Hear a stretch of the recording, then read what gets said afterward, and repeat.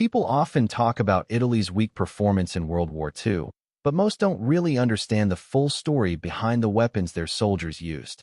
These weapons were a mix of clever design and serious flaws, and in many battles, survival depended on whether they actually worked when it mattered most. So, let's start with small arms. Brad 30 light machine gun.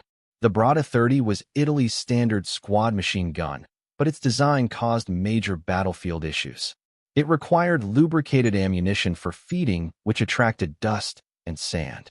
In North Africa, this often led to jamming, reducing reliability during sustained firefights where continuous automatic fire was essential. Brada M37 machine gun. The Brada M37 offered much greater reliability than the Brada 30 and was used as a heavy machine gun on a tripod. It fired from rigid metal strips instead of belts, improving feeding consistency, but slowing reload speed during intense engagements requiring continuous suppression. Beretta M38 submachine gun. The Beretta M38 became one of the most effective submachine guns of World War II. Known for accuracy and control, its solid construction reduced recoil and improved stability. High production quality made it reliable, but also slower and more expensive to manufacture compared to simpler wartime designs. Now moving to rifles. Carcono M91 rifle. The Kono M91 served as Italy's main infantry rifle, firing a 6.5mm cartridge with manageable recoil. Its yin block clip system allowed quick loading, but required full clips, preventing partial reloads. This limitation could leave soldiers with unused rounds they couldn't immediately reinsert during combat. Carcono M38 short rifle.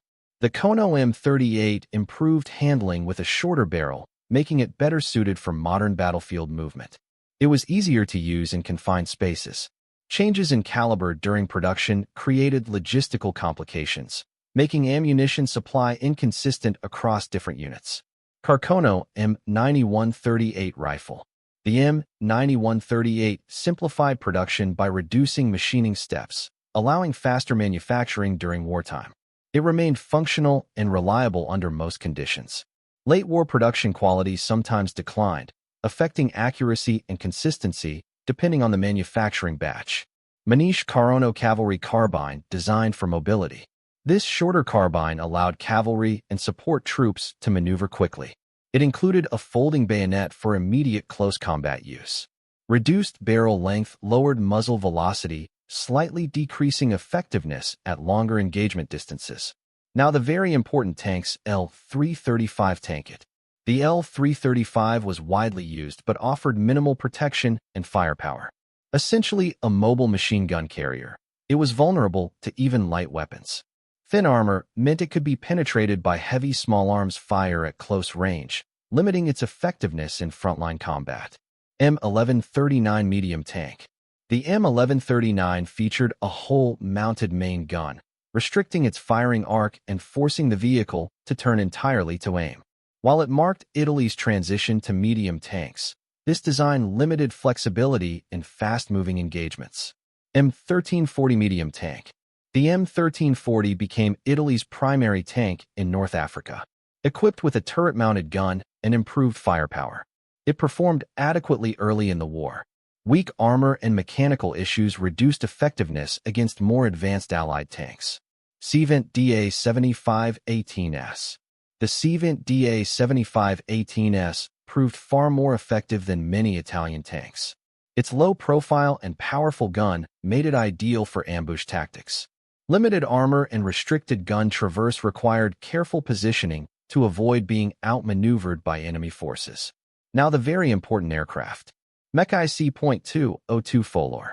The C.202-202 was one of Italy's most capable fighters, combining speed, agility, and a German-designed engine. It performed well in dogfights against Allied aircraft. Limited heavy armament reduced its effectiveness against bombers and heavily armored targets. Fiat CR.42 Falco. The CR.42 was a biplane fighter that remained in service due to its maneuverability. It performed well in close combat situations. However, its outdated design lacked the speed and protection needed to compete with modern monoplane fighters. Sivoi Makiti SM.79. The SM.79 became one of the most effective torpedo bombers of the war. It combined speed with the ability to deliver powerful naval strikes. Limited defensive armament made it vulnerable when intercepted by enemy fighters.